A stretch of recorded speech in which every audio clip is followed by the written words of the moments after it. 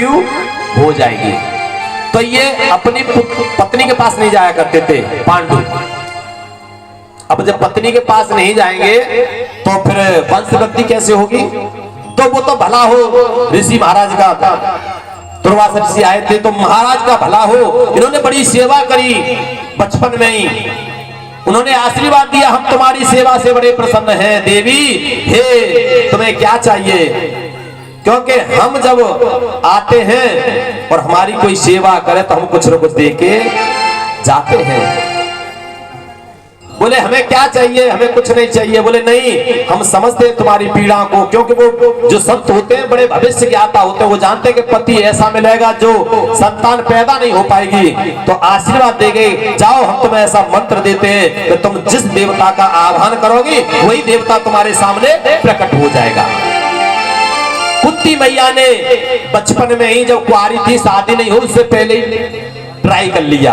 बोले कहीं मंत्र झूठा तो नहीं है, मंत्र बोल दिया और भगवान सूर्य से प्रार्थना करी, जैसे प्रकट हुए विश्वान देव सब दुर्तान परासुर यद भद्रम तन्नास।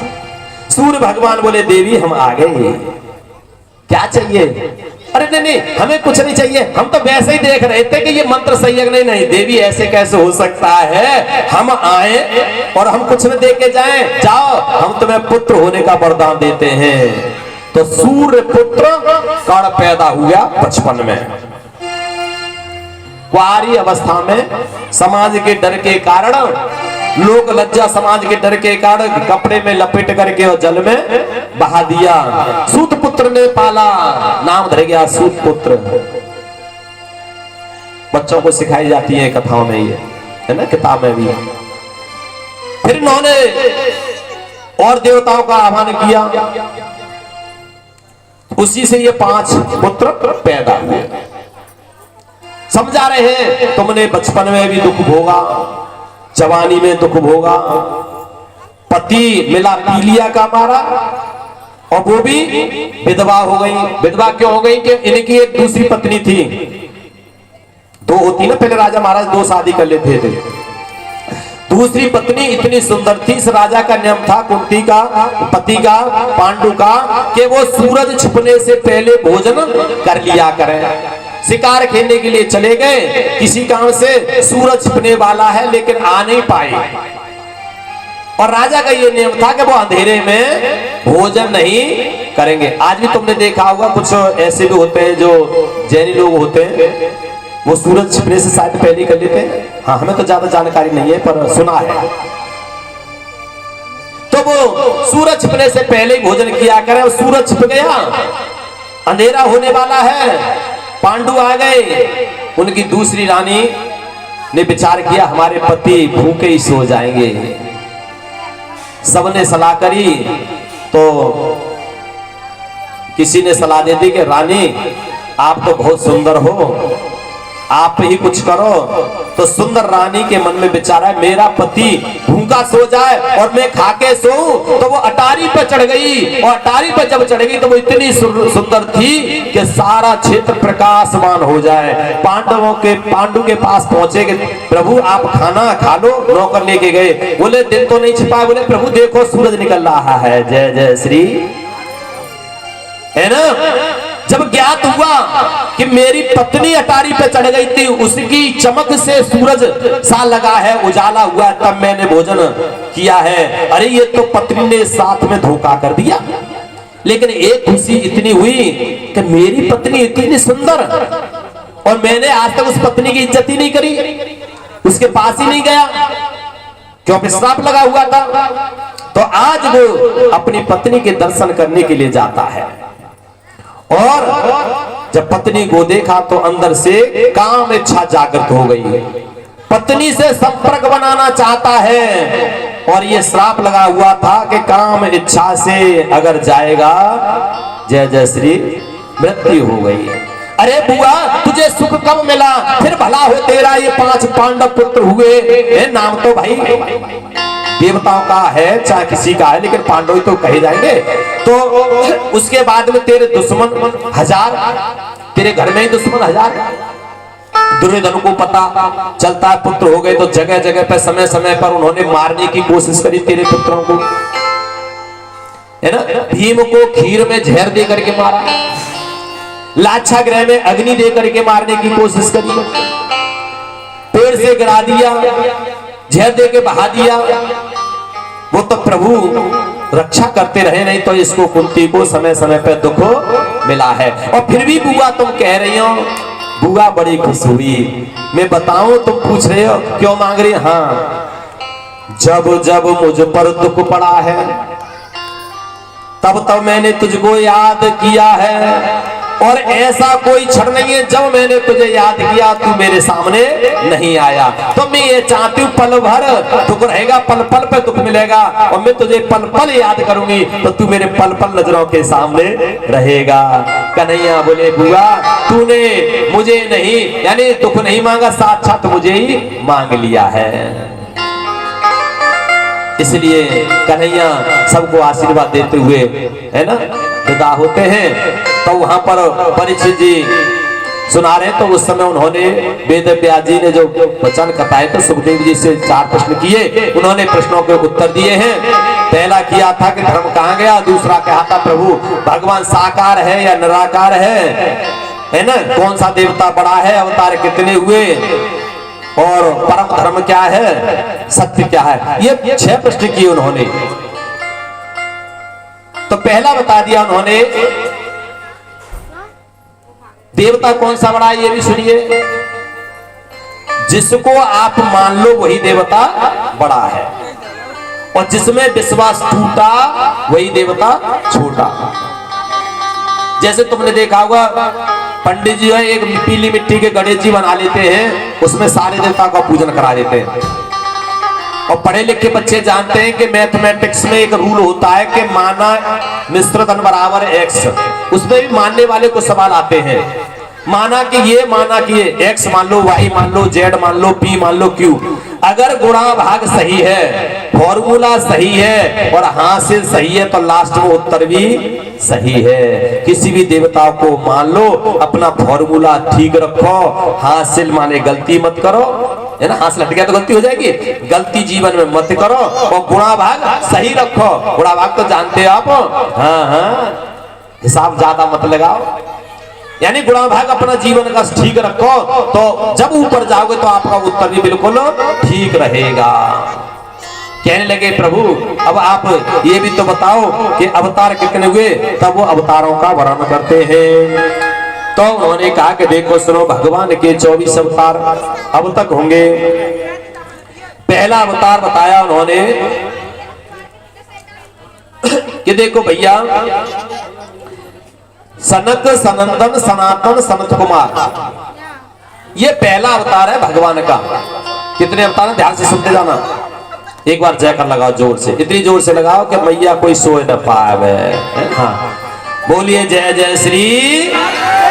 हाँ अच्छा, ये नींद क्यों आती है धर्म के काम में, ये भी आप समझते हो, है ना। हम लोग बताते हैं कि नींद आ जाती है, क्यों आती है? जब रावण का वध कर दिया तो मैया बोली हमें भी मार दो, राम जी बोले हम स्त्री पे क्यों हाथ उठाएंगे, बोले हमारा कल्याण कैसे होगा, बोले जहां धर्म का काम हो तो वहां कथा सुनने चले जाना। बोले कैसे? बोले ऐसा करना, सबसे पहले अपने पुत्र को भेज देना, पुत्र का नाम है आलस, पहले पुत्र को भेज देना, आलस जाएगा और वहां कथा शुरू हो जाएगी तो बता देगा, सोई तुम पहुंच जाना। तो जैसे ही आलस उनके शरीर में घुस जाएगा तो तुम उनके सिर पर बैठ जाना। तो वो आलस में न हाथ हिलाएगा न बोलेगा, केवल झुप्पी मारेगा, उसका नाम है निद्रा देवी। तो आलस सबसे पहले घुसता है, ना हम हाथ चलाते न पैर चलाते न जयकारा बोलते, तो निद्रा देवी आई जाती है। तो जयकारा लगाइए, बोलिए जय जय। हाँ ठीक है, हाँ इसी तरह से तो पहला अवतार हुआ सनंदन सनत कुमार सनातन। दूसरा अवतार 12 भगवान का। 12 भगवान का तो जानते हो, भगवान भक्त के लिए क्या क्या बने, 12 है ना। 12 भगवान जो पृथ्वी को लाए थे, नारद अवतार, नर नारायण का अवतार, कपिल भगवान का अवतार आज कराएंगे, दत्तात्रेय, ब्रह्मा विष्णु महेश तीनों अनसुईया के द्वारे पर पहुंचे थे। कल बताया था कि माता अनसुईया के द्वार भिक्षा मांगे हाथ पसार ब्रह्मा विष्णु शंकर आए, तो उन्होंने भी मांगा था प्रभु आप जा रहे हो? हाँ, मेरा मन नहीं कर रहा। बोले हम चिंता मत करो, ऐसे आएंगे तीनों एक संग ही मिलके आएंगे। तो ये 3 in 1, एक ही अवतार में 3 आए थे। कभी फोटो देखना भगवान जी का, आप है ना एक अवतार ऐसा भी जिसमें 3 सिर वाले भगवान है, देखे कभी? अच्छा हाँ हाँ हाँ। तो दत्तात्रेय भगवान है जो अनसुईया के 3 बालक बने। यज्ञदेव भगवान राजा दशरथ के यहाँ चारू लेकर के आए थे। ऋषभदेव भगवान 100 पुत्रों में जिसके भक्त थे। हंस अवतार हुए, मत्स्य अवतार हुए, कच्छप अवतार हुए जो समुद्र मंथन में जब कछुआ को बनाया गया था तो है ना मंथन किया गया था। इसी तरह से मोहिनी अवतार हुआ, धनवंतरी अवतार हुआ, मोहिनी का भी उसी समय का वर्णन है। नरसिंह भगवान का अवतार हुआ, हिरण्यकश्यप का वध किया, वामन भगवान राजा बलि को छला, परशुराम का अवतार 21 बार क्षत्रियों को परास्त किया। श्री कृष्ण द्वैपायन राम अवतार, कृष्ण अवतार, कामधेनु अवतार, बुद्ध अवतार, हैग्रीव अवतार और हंस अवतार। और अब कलयुग लग रहा है, अब कलयुग में एक अवतार होगा, उसको कहेंगे कलिक भगवान का अवतार है? हाँ, और कलिक भगवान मालूम है कहाँ आएंगे? पता है आपको? ये तो संबल में आएंगे। यहाँ ना अरे संबल में। और कैसे आएंगे? तो तुम्हें खुशी होनी चाहिए ना, तो खुशी में क्या करते हैं मालूम है? कहते कि अब के संबल नगरी आवे गो मेरो 1200 कन्हैया। अब के संबल नगरी आवे गो मेरो 1200 कन्हैया, मेरो 1200 कन्हैया, मेरो छोटा सा कन्हैया, मेरो 1200 कन्हैया, मेरो छोटा कन्हैया। के संबल नगरी आवे मेरो 1200 कन्हैया, के संबल नगरी आवे मेरो 1200। ताली बजा के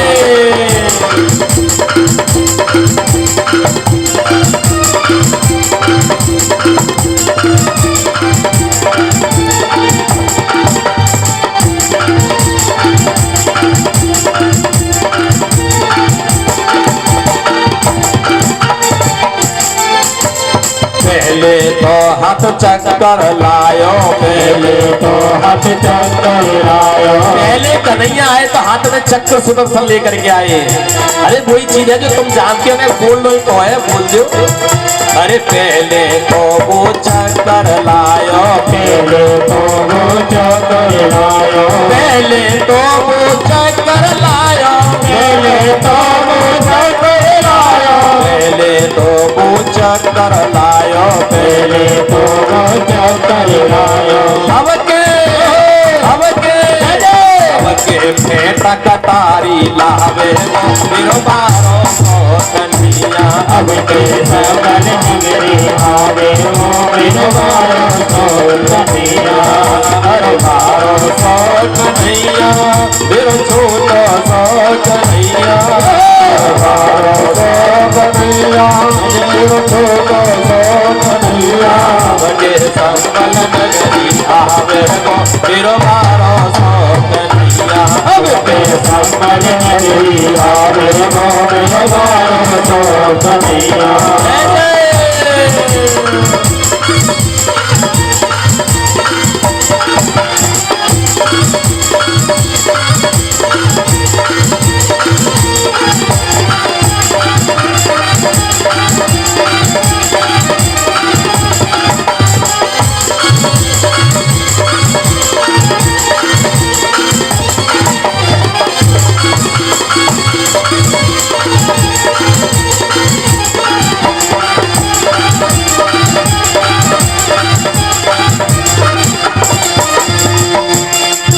और पहले तो वो गाय चरावे, पहले तो वो गाय चरावे, पहले तो वो गैया चरावे, पहले तो वो गैया चरावे, पहले तो वो गैया चरावे, पहले तो वो गैया चरावे। अब के घोड़ा सवारी लावे मेरो 1200 कन्हैया। संबल नगरी आवे मेरो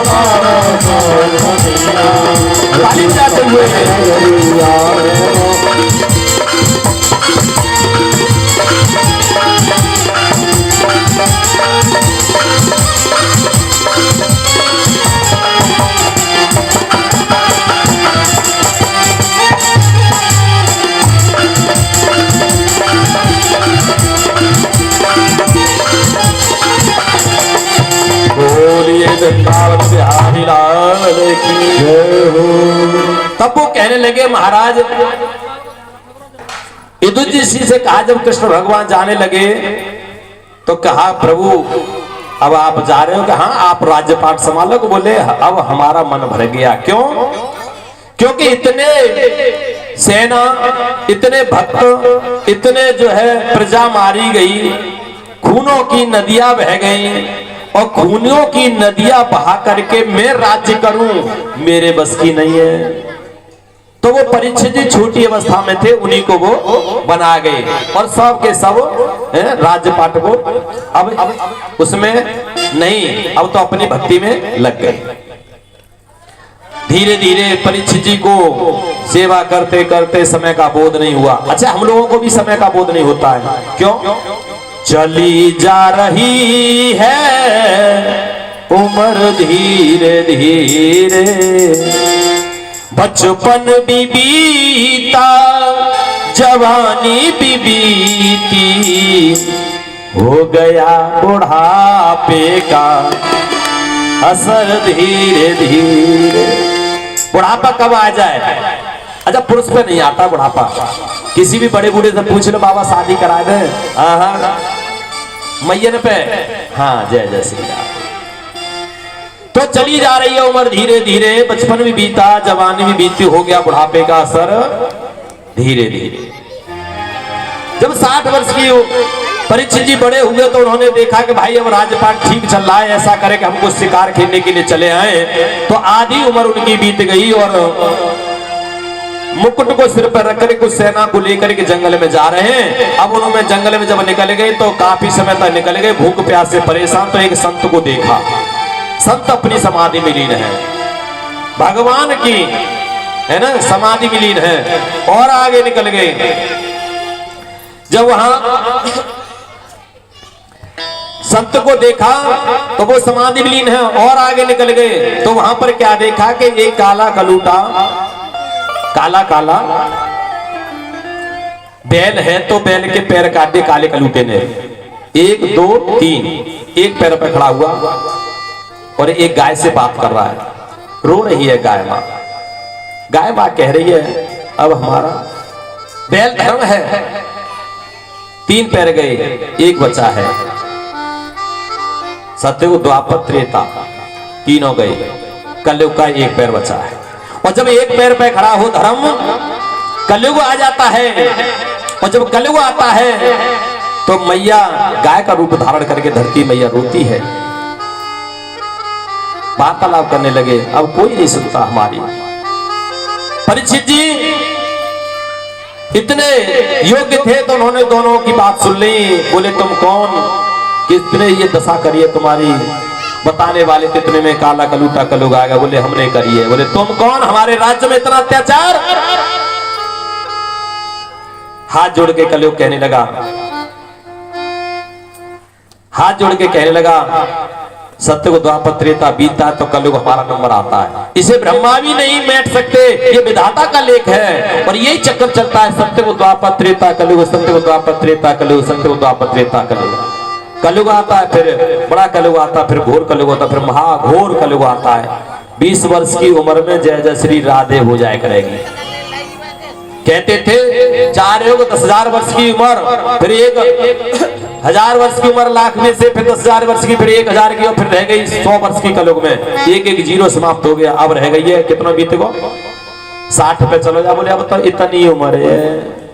80 पे चला जाए तो अब तो इतनी उम्र है। 20 साल में सब काम है जाए करेंगे, है ना। बुढ़ापा भी 20 साल में आ जाएगा। जय जय श्री। कलयुग की बड़ी विशेषता रहेंगी। माता बहना कहां रहेंगे? जिसके पास में ज्यादा पैसा होगा।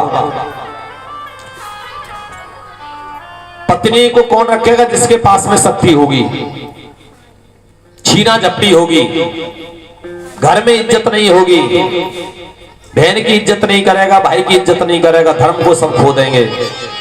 कलयुग का असर तो आ गया है। धर्म सब खो दियो भारतवासी भैया, और भारतवासी भैया इनकी पड़ी भमर में।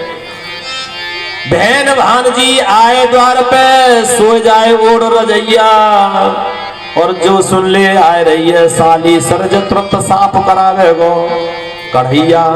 धर्म सब खो दियो भारतवासी। परीक्षित जी बड़े मुस्कुरा रहे हैं, हमें तुम्हारी नहीं कह रहे। हाँ, अरे कथा भागवत होए कहीं पे थोड़े ही सुन भैया, और जो सुन ले आए रही है कोई बंबई से 100 उड़ा दे 1000 रुपया। धर्म सब खो दियो भारतवासी। अपने भाई से मुंह से न बोले, लाली को ब्याह हुए या लाला को ब्याह हुए, अपने भाई से मुंह से न बोले, और साधु से के गो भैया, और अपनी माँ से उल्टी सीधी सास से के गो मैया। धर्म सब खो दियो भारतवासी। चली जा रही है उम्र धीरे धीरे, ये झूठी दुनिया प्रभु के बिना कैसी तरह गिरे। कोई चलो गो कोई जा रहो, और कोई ऐसे ही जाएगी रे। ये झूठी दुनिया है, हम लोग सब झूठ में लगे हुए हैं। किसी को भी ये चिंता नहीं है कि सत्य बोले ना सत्य करवाए। इतना स्वार्थ बढ़ गया, इतना स्वार्थ बढ़ गया, बस अपना काम बनता। और आप लोग भी जानते हो है ना। हाँ, अब सेठानी की तो बुराई करेंगे ना। एक हमारे क्षेत्र में एक सेठानी है, वो मालूम है क्या कहते हैं, ज्यादा नुकसान न हुए।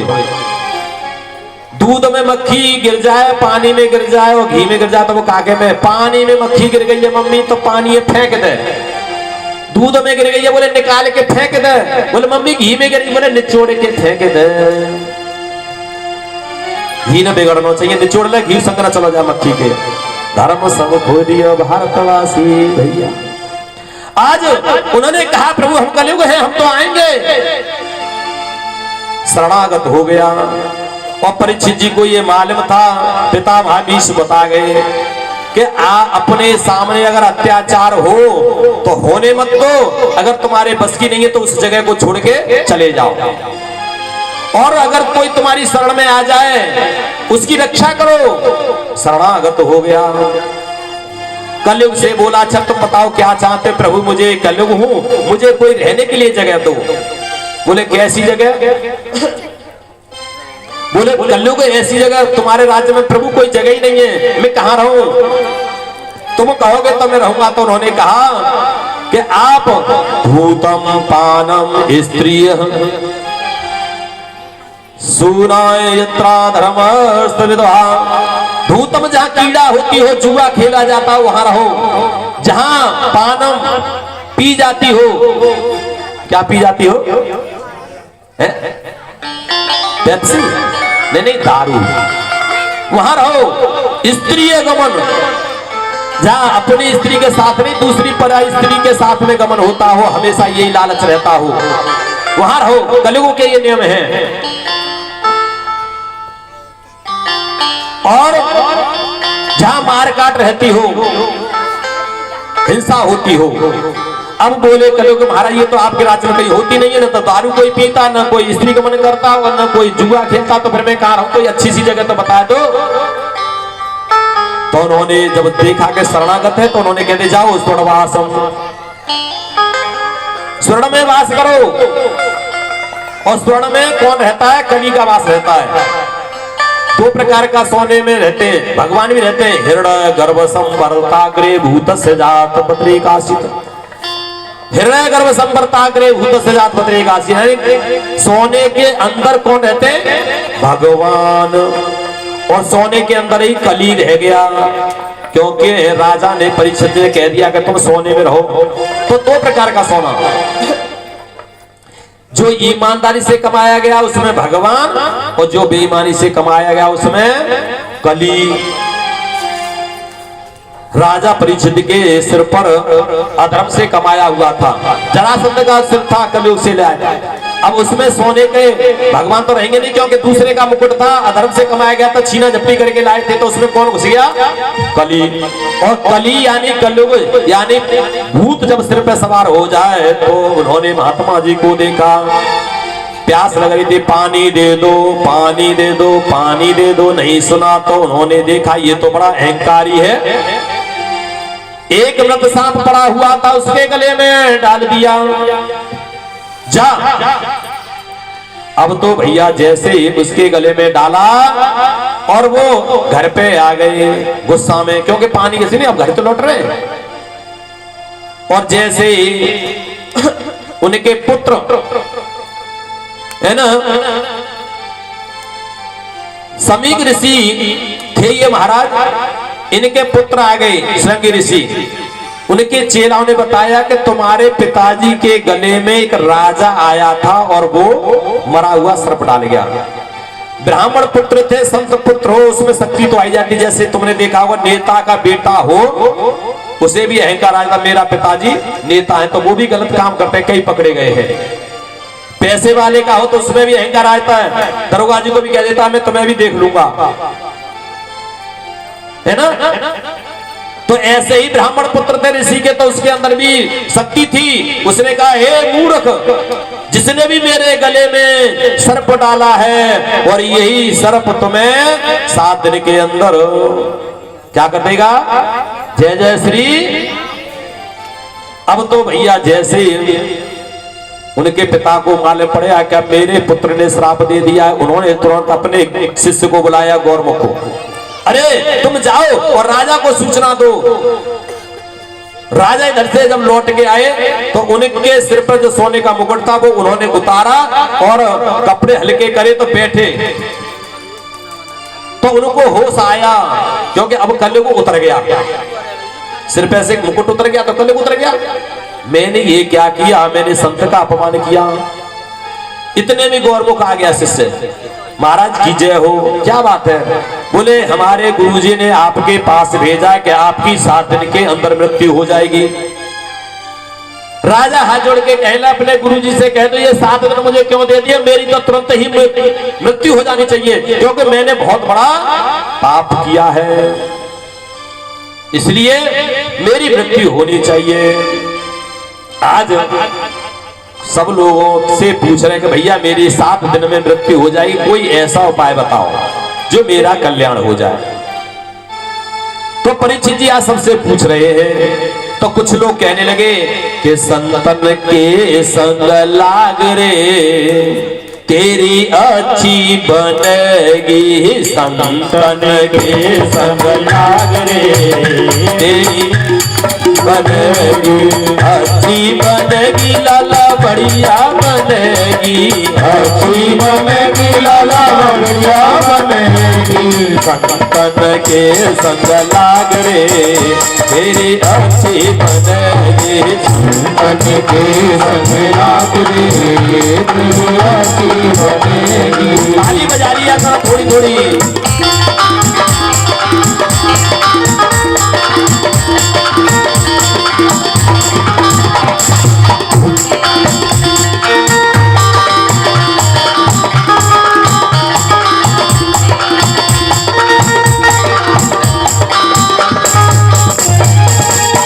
संतन के संग हंस बनोगी, संतन के संग हंस बनोगी, संतों के संग रहोगे हंस बन जाओगे। हंस की विशेषता ये होती है कि वो अच्छी चीजों को निकाल लेता है। सत्युग के हंस की ये विशेषता है कि दूध और पानी को मिला दिया जाए तो दूध को पी लेता और पानी को। संत की ये विशेषता होती है, अच्छी चीज ग्रहण कर लेगा और बुरी चीज को छोड़ देगा। भक्त की ये विशेषता है, व्यास जी कुछ भी कह रहे हैं, चाहे कोई चुटकुला सुना रहे हैं, चाहे कुछ भी कह रहे हैं, उसमें से कबाड़ खाने को छोड़ दे और बढ़िया चीज, क्योंकि एक आदमी संगति का असर पड़ता है। एक बार एक हंस कौओं के संग रहे, कौओं के संग क्यों रह गया, चालू कर दिया, क्योंकि वो हंस था लेकिन कीचड़ में गिर गया, कीचड़ में गिर गया। उसने अपने आप को देखा, मैं तो काला हूं, तो उसने देखा ये कौवे उड़ रहे हैं, ये मेरे घर वाले हैं, कौवे के संग लग दिया। कौओं के संग।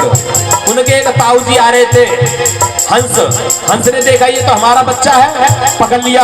क्यों बे तू कौओं के साथ कहाँ जा रहा है? अरे यही तो मेरे परिवार वाले, यही तो मेरे, देखिए सेम टू सेम, जैसा मैं काला वैसा ये पागल करा। संत ने यानी हंस ने पकड़ा, सत्संग रूपी तालाब में डुबकी लगाई 4-5, और वो तो कैसा हो गया, बिल्कुल साफ हो गया, कीचड़ छूट गई। अब तो वो पहचान लिया उसने अपने आप को, अरे वाह मैं कौवा थोड़े हूँ, मैं तो हंस हूँ। संत यही काम करते हैं। संतन के संग हंस बनोगे, संतन के संग हंस बनोगे, भूले जाए प्यारे भागरे तेरी अच्छी बनेगी। संतन के संग लागरे तेरी अच्छी बनेगी। हंसा की गत हंसा जाने, हंसा की गत हंसा जाने, हंसा जाने, हंसा जाने, हंसा जाने, हंसा जाने, हंसा की गत हंसा जाने, हंसा की गत हंसा जाने, कहा जाने और कागरे तेरी अच्छी बनेगी। संतन के संग लागरे तेरी अच्छी बनेगी। और जब उन्होंने बताया तो अंत में एक लाइन और सुन लीजिएगा। मोहन सा में बहुत दिन सोयो, मोहन सा में बहुत दिन सोयो। हम जब से पैदा हुए हैं, जब से भगवान के लिए नहीं मोह में ही सो रहे हैं। मेरा बेटा, मेरी पत्नी, मेरा मकान, मेरा पुत्र, जब तक, क्योंकि ये सब हम भरते हैं, भरते रहते हैं, भरते रहते हैं। और ये मोह और इच्छा जब तक इनमें दोनों में नहीं लगा हुए विराम, और नहीं मिलेंगे तुमको सीता। अंत में सुनिएगा। मोहन सा में बहुत दिन सोयो, मोहन सा में बहुत दिन सोयो, बहुत दिन सोयो लाला, बहुत दिन सोयो, बहुत दिन सोयो लाला, बहुत दिन सोयो। मोहन सा में बहुत दिन सोयो, मोहन सा में बहुत दिन सोयो। अब क्या करना चाहिए? पकड़ लो पैर और गुरु चरण अनुराग रे तेरी अच्छी बनेगी। गुरु चरण के संग लाग रे तेरी अच्छी बनेगी। अच्छी बनेगी लाला बढ़िया बनेगी, अच्छी बनेगी लाला बढ़िया बनेगी। संतन के संग लाग रे तेरी अच्छी बनेगी। संतन के संग लाग रे तेरी अच्छी बनेगी। बोलिए वृंदावन बिहारी लाल की जय हो। आज ये श्राप लग गया, संतों के संग लाग लो। कोई कह रहा है कि अनुष्ठान कराओ, कोई कह रहा है कुछ कराओ, कोई कह रहा है भैया इस समय मत बिगाड़ो, हनुमान चालीसा का पाठ कर लो, कोई कह रहा है सुंदरकांड करो, अनेक। तो सुखदेव जी कल्याण करने के लिए सुखदेव जी को मालूम पड़ा है कि परीक्षित जी को श्राप लग गया। और संत की ये विशेषता होती है, हमेशा दूसरे का हित करते हैं। जैसे तुमने देखा कोई दरवाजे पर साधु, साधु का मतलब क्या होता है? जो अपनी योग्यता से तुम्हारे कष्टों को साध ले, उसको कहते हैं साधु। संत किसको कहते हैं? जिन्होंने जीवन में कभी न किया हो, पाप अगर कर दिया हो तो सारे पापों का कर दे, अब अंत वही होता है असली संत। महात्मा किसको कहते हैं? है ना, जिसकी आत्मा, जिसके कर्म महान हो, वो होती है महान आत्मा। लेकिन आजकल तो जय जय श्री गुरु, और पता ना कब है जाए पैसा लेने के लिए शुरू। गुरु माने होता है, गुरु माने अंधकार, रू माने प्रकाश। जो अंधेरे से प्रकाश की ओर ले जाए, जो बुराइयों से अच्छाई की ओर ले जाए, बुरे काम करे उसे बंद करा दे और धर्म करना चालू कर दे। और ऐसे आजकल चेला है, तुम्हें पता? आजकल के तो गुरु भगवान और है, भगवान कितने है, टीवी पे देखे कितने गुरु आ रहे हैं, भगवान है गए। वो कहा ना हमारी पूजा करो, हमारी सेवा करो, डरे आवत है। और ऐसी भक्त का पागल है गए। तो गुरु जी निकल गए तो फूल न पे के तो फूल खा रहे, पानी से निकल रहे हैं, डरे के तो कीड़ा पड़ गए। और गुरु ऐसे ऐसे तुमने देखे ही हैं। और ऐसे ही भक्त है फिर वो गुरु ना समझते, वो केवल अपने पेट को भरण पोषण करते हैं कि कहा है रो आज गुरु जी बोले रसीद कट रही है, कल भंडारा होगा बाद ना जाएंगे, और ज्यादा भंडारा हो बाद टिफिन ले जाएंगे, ऐसे है क्या? हाँ खैर कोई बात ना। आज उन्होंने देखा तो आज वही सुना रहे हैं, यह कथा चल रही है। तब बोले कि प्रभु कथा चली तो फिर ये सृष्टि की रचना कैसे हुई? तो उन्होंने कहा कि देखो पहले कौन था, बाद में कौन था, अब कौन है। ऐसे मान लीजिए कि जैसे बच्चा खेल खिलौना मिट्टी के बना लेते हैं, खेलते हैं, हाथी घोड़ा सांप बिल्ली बना लिए ना मिट्टी के गीले गीले, मम्मी ने आवाज लगाई कि बेटा खाना खा ले, तो उसने सब खिलौना लिए मिट्टी को फेंक दे, पैरों पे कुचल दिए। ऐसे भगवान का नियम है, ये खेल खिलौना है। जितनी भरी राम ने चावी उतना चले खिलौना, अरे मूर्ख बंदे काहे का रोना धोना। खिलौना दिया है खेलने के लिए, उसी ने दिया बेटा, उसने ले लिया तो तुम रो रहे हो। उसने दी पत्नी खेलने के लिए और ले ली तो रो रहे हो। यानी तुम्हें कोई चीज दे, मोटरसाइकिल दे, और मोटरसाइकिल तुम उसे वापस नहीं करोगे, तुम उसे चलाती रहोगे, कब तक चलाओगे? भगवान ने दिए तुमको, तुम्हें अपना भी शरीर दिया है, ये भी तुम्हारा नहीं है, इसमें भी हमारे अंदर बैठा हुआ है ना, वो भी निकलना पड़ेगा। कौन बैठा है? जीव बैठा हुआ है। अब उसको जीव को हमने मन मान लिया है, तो संत कहते हैं रे मन मुसाफिर निकलना पड़ेगा, कुटिया का घर खाली करना पड़ेगा। रे मन मुसाफिर निकलना पड़ेगा, कुटिया का घर खाली करना पड़ेगा। मन मुसाफिर निकलना पड़ेगा, कुटिया का घर खाली करना पड़ेगा। रे मन मुसाफिर कौन कह रहा है? ये इससे कह रहा है मन से, जो मन को मैंने अपना समझ लिया, ये घर मेरा है, शरीर मेरा है, मालिश करेगा, क्रीम पाउडर लगाएगा, मेरा है नहीं है। हे भाड़े के क्वार्टर को तू क्या संभाले, भाड़े के क्वार्टर को तू क्या संभाले, क्वार्टर का मालिक जब तुझे निकाले, क्वार्टर का मालिक जब तुझे निकाले। मालिक की खबर आएगी भाई क्वार्टर खाली कराओ, तो किराया तो देना पड़ेगा। कैसे तो किराया? ताली बजा करके। किराया कैसे देना पड़ता है? ताली बजा करके, भजन करके, भगवान को याद करके, दान करके, अच्छा काम करके, परोपकार करके, सेवा करके, माता पिता की, सास की, ससुर की। अगर तुमने नहीं किया तो फिर क्या होगा? देना पड़ेगा। क्वार्टर का भाड़ा वो देना पड़ेगा, क्वार्टर का भाड़ा तो देना पड़ेगा। रे मन मुसाफिर निकलना पड़ेगा, रे मन मुसाफिर निकलना पड़ेगा। आएगा नोटिस न होगी जमानत, आएगा नोटिस न होगी जमानत। यहाँ तो हो जाती है अलीगढ़ में, तो पैसा दे आओ जमानत करवा लो, आईडी लगा दो जमानत है गई, गाड़ी के कागज लगा दो जमानत हो गई। लेकिन वहां आएगा नोटिस न होगी जमानत, आएगा नोटिस न होगी जमानत। पासों में होगी न तेरे अमानत, पासों में होगी न तेरे अमानत। जब तेरे पास में कुछ नहीं होगा तो फिर क्या होगा? जैसा भी बैठा होगा चलना पड़ेगा, जैसा भी बैठा होगा चलना पड़ेगा। काया का घर खाली करना पड़ेगा, काया का घर खाली करना पड़ेगा। रे मन मुसाफिर निकलना पड़ेगा, काया का घर खाली करना पड़ेगा। तो ये हमारा तन जो है हमारा नहीं है। अगर तुम्हारा होता तो ये आंख पे चश्मा, आंख हमारी होती तो क्यों लग जाता?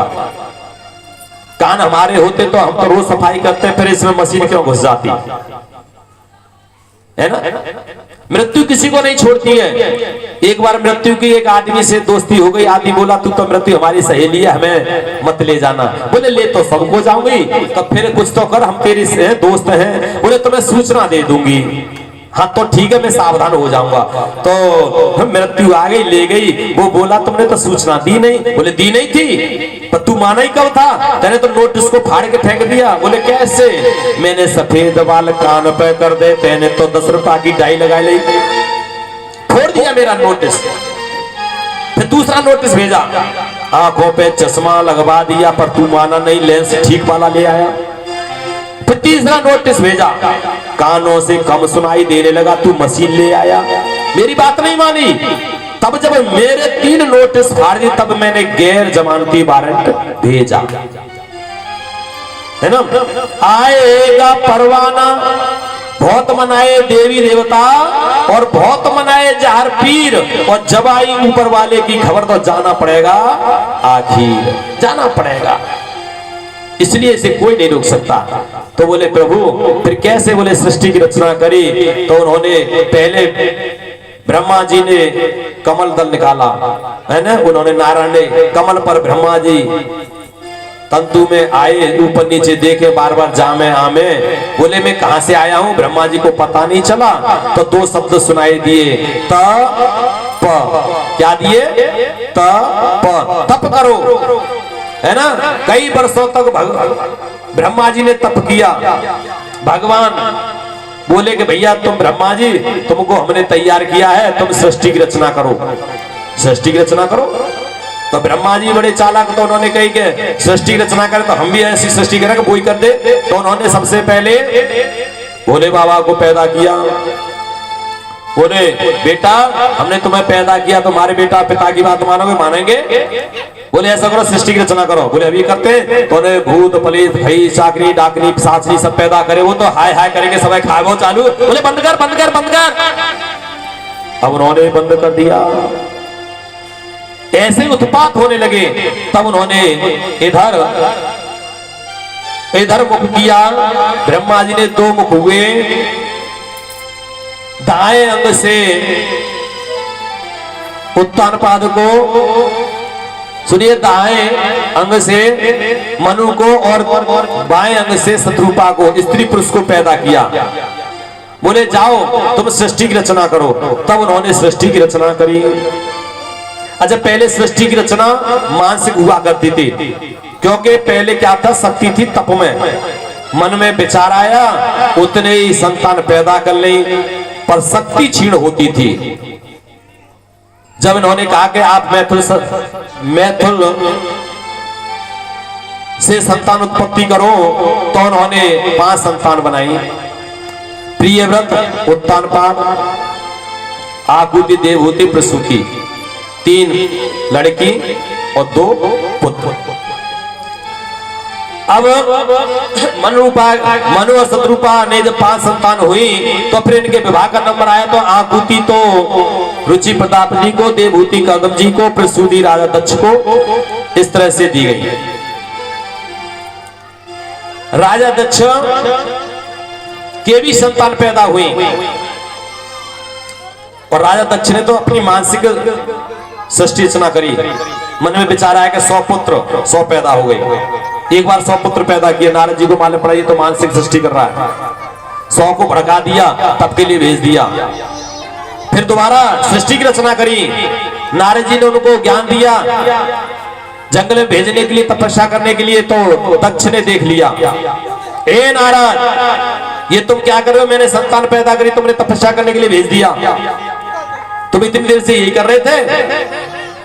नारद जी से कह दिया तुम एक जगह ज्यादा देर तक नहीं रुक सकते, नहीं तो तुम तो प्रलय कर दोगे, तुम तो सबको माता बना दोगे। तो नारद जी एक जगह पर, है ना, ज्यादा देर नहीं रुकते। बस नारायण किया, थोड़ी बात बताई, चल रही है नारायण नारायण। आज इसी तरह से प्रसूति का विवाह राजा दक्ष के साथ हुआ। धीरे धीरे दक्ष के एक कन्या हुई है सती, जो भगवान भोलेनाथ के साथ में विवाह हुआ है। और आजकल वो जो चलता है अलीगढ़ में चलता है ना सिद्ध विवाह, वो राजा भोले बाबा का ही वो सिद्ध विवाह चलता है। तो जब सती का भगवान भोलेनाथ से विवाह हुआ था, अब ये गाने में तो कुछ गलती भी गा देते हैं, लेकिन हकीकत यही है, शिव पुराण से अगर पढ़ोगे तो उन्होंने कई हजार वर्ष तपस्या करी थी सती। सप्तऋषियों ने समझाया, नहीं माने, अंत में भगवान भोलेनाथ के साथ में विवाह हुआ। इसी तरह से और जो हुई थी, फिर देवहूति करदम जी के साथ में दी गई, तो उनके साथ में जब विवाह हुआ तो उनके भी उन्होंने ये शर्त रखी थी कि भैया हमारे संतान हो। तो उन्होंने कहा था कि भगवान की तपस्या करी और भगवान ने आशीर्वाद दिया था कि हम भी आएंगे तुम्हारे यहां पर। तो 9 कन्या पैदा हो गई। मैया को छोड़ करके जाने लगे कि अब हम तपस्या करने जाएंगे, क्योंकि एक हो जाती है तभी जाना चाहिए तपस्या के लिए, यहाँ तो 9 हो गई। तो मैया कहने लगी, अरे 9 कन्या हो गई हैं, तो जब इनकी शादी नहीं करोगे क्या, और जब शादी करोगे तो ये तो अपने अपने घर चली जाएंगी, तो हमारे पास कहाँ है संतान। तब उनको ध्यान आया कि हमने भगवान से आशीर्वाद लिया, हमारे भगवान भी आएंगे पुत्र रूप में। तो उन्होंने भगवान से विनती करी, तब उनके यहाँ पर बहुत सेवा करी, भगवान से प्रार्थना करी, तो कपिल भगवान पैदा हुए। बोलिए कपिल भगवान की जय। अब जयकारा तो बोल दिया करो ना, तुम जयकारा बोलते तो थोड़ी ताकत सी भी आती है। बोलिए कपिल भगवान की। हाँ अब तो ठीक है, अच्छा कहना पड़ता है बार बार। हाँ अब जैसे सारी पुत्रियों की भी शादी हो गई, कपिल भगवान से एक ही बात कही मैया ने, प्रभु तुम भगवान हो और आज हमें ये बताओ कि हमें जीवन में क्या करना चाहिए। जब उन्होंने पूछा कि जीवन में क्या करना चाहिए, तो वहां 9 बहनों को बुला लिया, और 9 बहनों को जब बुला लिया तो कपिल भगवान बैठे हुए हैं, माता जी बैठी हुई हैं, कन्याएं बैठी हुई हैं, आ गई हैं बहन और भी आ गई हैं, और वहां पर सत्संग रूपी गंगा बह रही है। राम नाम की गंगा बहे और इसमें कोई कोई नहाए। कौन कौन नहाता भैया? हाँ, जो ताली बजाएगा वो गंगा में नहाएगा, डुबकी लगाएगा, और नहीं बैठ करके परसा लेकर के जाएगा। ताली बजाते रहो। अरे हरि नाम गंगा देखो कैसी बही धारा में, कोई आएगा में कोई आए। हरि नाम गंगा देखो कैसी बही धारा में, कोई आएगा में कोई आए।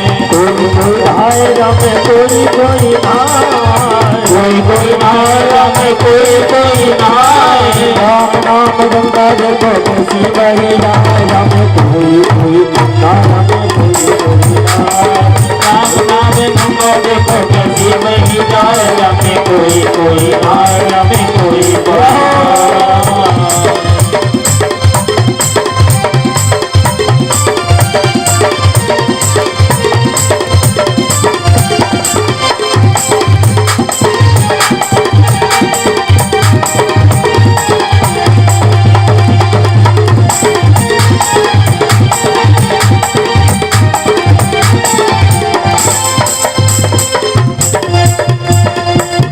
नहाए राम विष्णु नहाए, नहाए राम विष्णु नहाए, नहाए राम विष्णु नहाए, नहाए राम विष्णु नहाए। शंकर नहाए राम डमरू बजाए, राम कोई कोई